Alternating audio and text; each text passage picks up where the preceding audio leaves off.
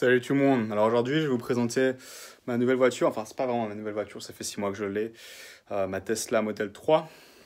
C'est une voiture qui est formidable parce que euh, forcément, c'est une voiture électrique et les voitures électriques ont un impact carbone largement inférieur aux voitures essence. Même quand l'électricité qui les recharge au final n'est pas clean, c'est largement plus efficace énergétiquement de brûler des énergies fossiles dans une grande centrale et de le convertir en électricité que de le brûler individuellement dans chaque voiture. Donc bref, j'ai acheté cette voiture principalement pour avoir un impact carbone inférieur. Et aussi, il se trouve que quand je l'ai récupérée, je me suis rendu compte à quel point elle était aussi super cool à conduire.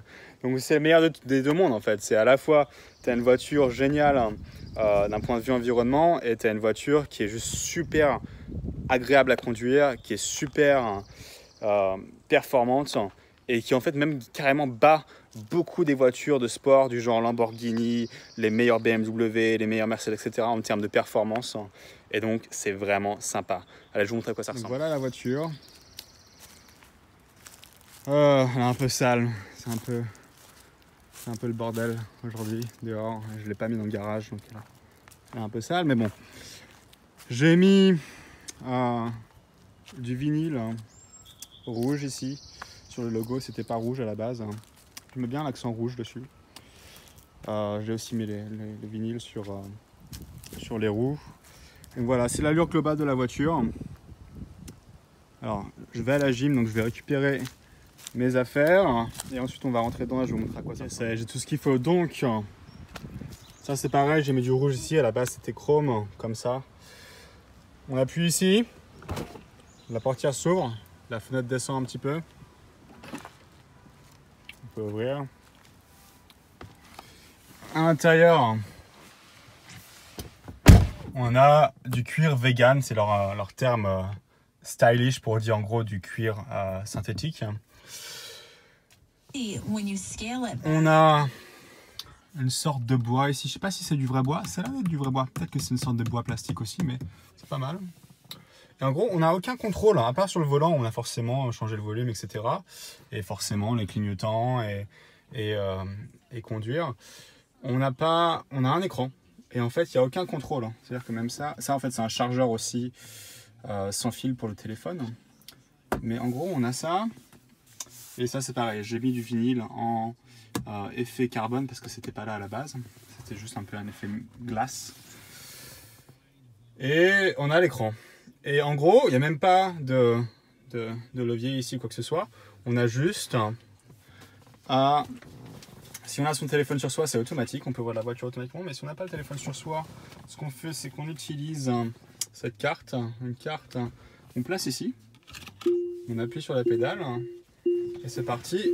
On est prêt à décoller. Et tout ce qu'on a à faire, en fait, c'est mettre la voiture sur drive ici. Voilà. Là, je suis sur ce drive et c'est parti, je peux accélérer. Alors, si vous n'avez pas remarqué, sur le son de la vidéo, il n'y a pas de son, il n'y a pas de vibration. C'est pas quand une voiture essence où le moteur fait du bruit et vibre. Il ne se passe rien, la voiture pour être complètement éteinte. Il n'y a pas de bouton éteindre ou allumer. Je l'ai mis sur drive. Si j'appuie, on se déplace. Si j'arrête d'appuyer, on arrête de bouger. C'est aussi simple que ça. Donc, c'est vraiment agréable à conduire parce qu'il n'y a pas ce sentiment qu'on aurait avec une voiture à essence à vibrer mais quand on est à l'arrêt au final. Alors sinon, ce qui est vraiment agréable dans cette voiture, c'est que il y a une accélération de malade déjà. Déjà c'est confortable à s'asseoir dedans, mais il y a une accélération de malade du fait que c'est électrique. Du coup, il n'y a pas de palier de vitesse à changer ou quoi que ce soit en fait. Tu appuies et c'est complètement linéaire. Le plus tu appuies, le plus ça va vite. Et du coup, cette voiture bat complètement la majorité des voitures de sport à essence, même les voitures 3 ou 4 fois plus chères, dû à ce moteur électrique. Maintenant, en plus de ça, en plus du fait que ce soit une voiture de sport, au final, il y a tout un tas de fonctionnalités qui font que c'est une voiture qui est presque un jouet, en fait, un rêve d'enfant.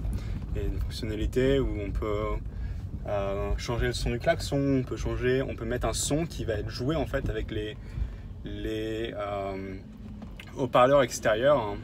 Et du coup, on peut faire le son d'un camion de glace, enfin plein de trucs comme ça assez loufoques. L'écran est rempli de fonctionnalités, de jeux trucs marrants qu'on peut faire. Donc ça, c'est pas vraiment utile, mais c'est des petits trucs qui font que c'est une voiture vraiment drôle, qui peut surprendre les gens dans la rue et qui peut être assez drôle à conduire.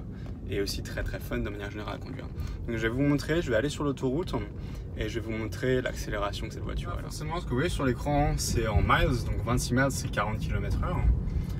Donc là, c'est idéal, c'est pas l'autoroute, mais c'est une route qui va être certainement facile pour vous montrer un peu. Je vais démarrer de 0 à 100 du coup. Je vais devoir tourner, donc forcément ça va affecter la vitesse initiale. Mais on va voir, ok, il n'y a personne, ok, on est à 0 plus ou moins, c'est parti. On tourne et je vais accélérer de ouf.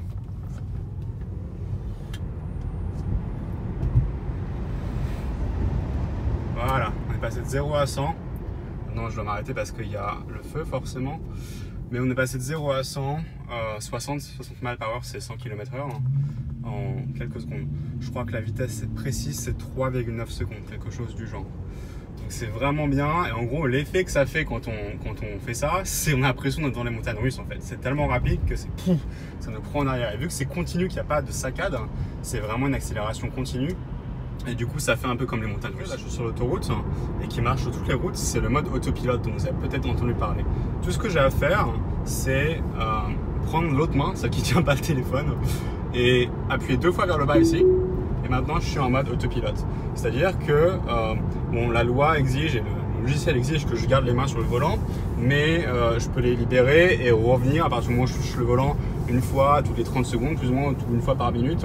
Ça suffit pour que la voiture tourne toute seule, voyage toute seule en fait, la voiture est en train de conduire. Donc si vous regardez le volant actuellement, là ça tourne légèrement, le volant tourne tout seul et je n'ai rien à faire. La voiture va ralentir, la voiture va s'ajuster en fonction des changements de route, la voiture va savoir gérer les autres voitures de manière générale et c'est vraiment intelligent.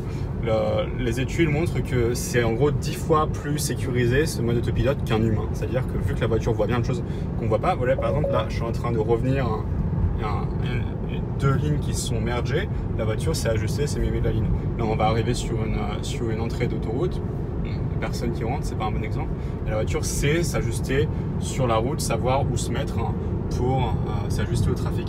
Et alors c'est vraiment idéal quand il y a beaucoup de trafic, quand il y a beaucoup de bouchons, parce que du coup on peut juste regarder la route et pas avoir à toujours concentrer et se percuter au dernier moment ou quoi que ce soit. On peut juste se faire plaisir et regarder un peu le paysage, regarder un peu les montagnes là-bas, regarder ce qui se passe.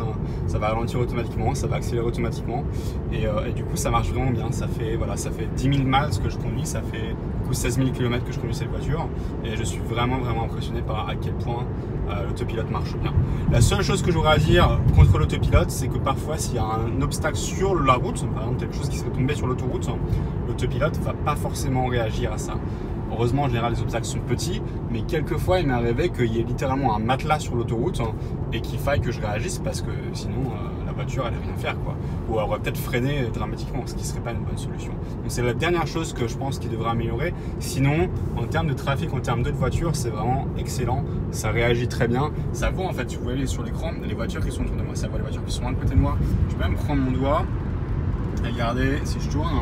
Les voitures qui sont derrière moi. La voiture a des caméras partout autour et est capable de traquer ce qui se passe autour de la voiture et de réagir en fonction. Là, voilà, il y a plus de trafic, ça ralentit. Automatiquement, ma voiture, la vitesse de destination de vitesse que j'ai mis, c'est 65. Mais là, il est à 46 miles par heure du coup, parce qu'il y a des voitures devant. Voilà. Si vous voulez, ce qui est vraiment formidable avec cette fonction, c'est que on peut faire des distances, des longues distances et vraiment même pas avoir l'impression qu'on est en train de conduire. Parce qu'on peut regarder le paysage, parce qu'on peut s'asseoir, on peut juste se relaxer, quoi. Et du coup, c'est sûr que conduire une voiture électrique, voilà, ça demande plus de temps parce qu'au final, si je vais à Los Angeles depuis San Francisco, il faut que je m'arrête au moins 3 fois pour charger. Les chargements prennent près de 30 minutes, bon, ça fait 1h30 de plus à devoir attendre.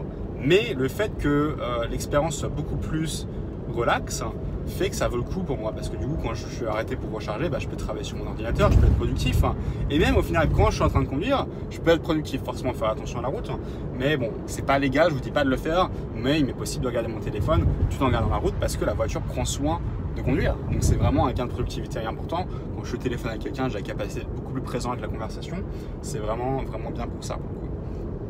Il y a même des fonctions de karaoké sur l'écran qu'on peut établir et je parle anglais, qu'on peut connecter pour en gros faire du karaoké avec son passager ou genre de choses comme ça. C'est vraiment bien aussi. C'est des petites fonctions qui permettent de rendre le temps en voiture beaucoup plus agréable. Donc voilà, je pense que j'ai un peu couvert les fondamentaux de cette voiture. C'est vraiment une voiture qui au final, via l'intelligence artificielle qu'elle possède, vaut largement le coût du fait qu'elle soit... C'est sûr, c'est une voiture qui coûte cher. C'est une voiture, voilà, la Model 3, elle a 44 000 €, il me semble.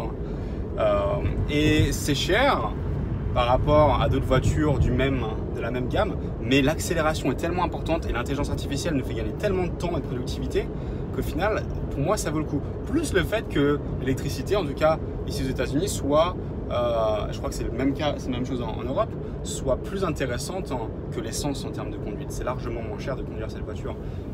Je la charge chez moi, je la charge aussi dans des bornes de chargement gratuites. Il y a pas mal de bornes de chargement gratuites dans les supermarchés, etc. Donc il y a pas mal d'options pour amortir le coût de cette voiture si vous êtes un peu limite niveau budget au final. Je tourne. Et donc au final, ouais, je vous recommande vraiment si vous avez le budget, si vous voulez aider la planète. Cette voiture est vraiment formidable. Le fait qu'il n'y ait pas d'huile ou quoi que ce soit fait qu'il n'y a pas de changement d'huile, il y a beaucoup moins de maintenance à faire. Et du coup, c'est vraiment une voiture que beaucoup de personnes ne réalisent pas, mais beaucoup plus accessible que ce qu'on pourrait penser. Quoi d'autre, j'essaie de réfléchir. Voilà, cette voiture, elle a 250 miles de rang, de distance, donc ça fait 400 km de distance. C'est vraiment pas mal. Et voilà, je pense que c'est tout pour aujourd'hui. Je vais aller à la gym, je vais avoir une bonne session. Je vais essayer d'être sage. J'ai fait un entraînement de course pour apprendre la conduite de performance le jour avec cette voiture. Donc depuis, je m'amuse un peu quand je vois que c'est safe sur la route. Je m'amuse un peu à tester un peu les limites du véhicule. Mais voilà, je fais quand même attention, donc je vais essayer de rester sage ici. Et allez, je vous souhaite de bonnes choses. J'espère que cette vidéo vous inspire, vous montre que si vous possédez une Tesla, je suis sûr que vous allez kiffer parce que c'est juste une voiture géniale. Et si vous ne possédez pas encore de Tesla, j'espère que ça vous a inspiré à vous montrer un peu à quel point ces voitures sont formidables d'un point de vue éthique et d'un point de vue juste performance et agréabilité de la conduite. Allez, ciao.